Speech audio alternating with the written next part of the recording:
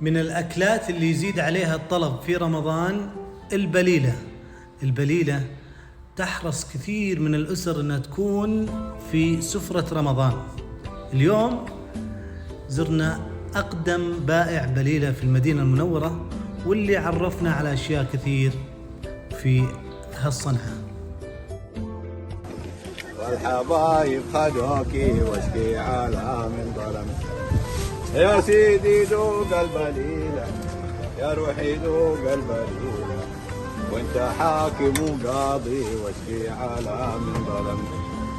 ما حد صبر قدي صبري، ما حد صبر قدي صبري، صبر الخشب عني جارة واشكي على من ظلم. هلا يا ابو حسن، نورتنا يا ابو حسن من حايل، الله يحييك وانت واهل حايل وكل من يسمع. اخوك الشريف رضا الزويتيني الادريسي، اقدم بائع بليله في المدينه المنوره. الله يحييك، شرفتنا وانستنا. والبليله بالصلاه على النبي، اللي يبغى ياخذ بليله بالصلاه على النبي، واللي ما عنده ياخذ. يعني نحاول نسوي افضل شيء واحسن شيء. البليله لها انواع كثير، يعني البليله من زمان، من احنا صغار وعمري 7 سنين.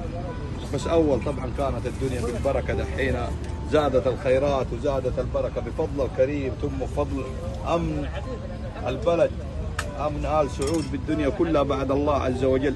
هذه الخيرات جاتنا وزادت النعم، الله قدرنا على شكرها.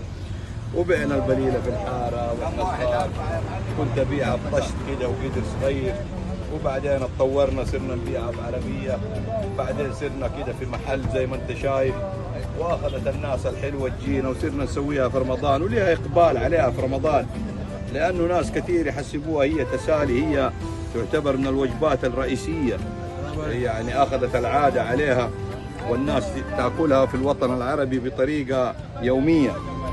احنا اخذت العاده عندنا في رمضان اشكل شيء يرغبوها تدخل البليله اللي هي اساسها الحمص. هذه اساسها اسمه الحمص. تيجي انواع كثيره، شيء يجي من الشام، شيء يجي من تركيا، شيء يجي من امريكا، شيء يجي من كل خير يجينا من كل مكان، ونجيب افضل نوع ونحط افضل نوع ونسوي المخللات بنفسنا ونحط عليها الخل البلدي.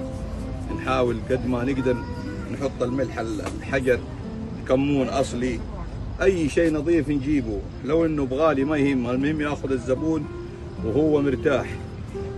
شايف كيف؟ وبعنا البليله واحنا صغار الحمد لله، ونغني لها ونقعد نقول لها الهزيج، ويا بليله بالكمون والفلافل والليمون، ومحلى لونك يا بليله، ومحلى طعمك يا بليله.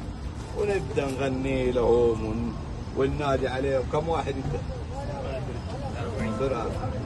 خذ دحين انت تبغى واحد امشي. اقول لك اجواء رمضان بس يجوك ما شاء الله. البليله عندنا مرغوبه في المدينه في رمضان، يحبوها، ونتمنى الشباب يتعلموا ويفتحوا فورتراك، يفتحوا اشياء يترزقون الله، اللي يبيع بطاطس، اللي يبيع همبرجر، اللي يبيع شيء، كل مين يبيع. الرزق عند الكريم مضمون، اي شيء يترزق الله فيه بالحلال، بس اهم شيء يخاف الله ويكون عنده قناعه. القناعه، لا يطمع في الزبون ولا يطمع ما عند الناس، يطمع في رحمه الله عز وجل. 28 سنه في الجندريه، النعم هذه والخير اللي احنا فيه هذا كله بفضل الامن والامان. الله يرزقنا الادب وحسن الجوار وحسن العمل. الوطن هذا وطن خير، يبغى له بس كيف نراقب الله فيه، وكيف ندعي له، وكيف نوقف معاه ولا نقبل عليه قد كده. كل الخيرات اللي شايفينها هذه بفضل الله، ثم بفضل آل سعود، ثم بفضل الشعب الوفي هذا. الله يكفينا شر الحاقد والحاسد، وكل مين يريد البلاد هذه الطيبة بسوء الله يجعل كيده في نحره. الشباب اللي بده يتعلم اي صنعه يخاف الله فيها، وين اتوظف يخاف الله في وظيفته.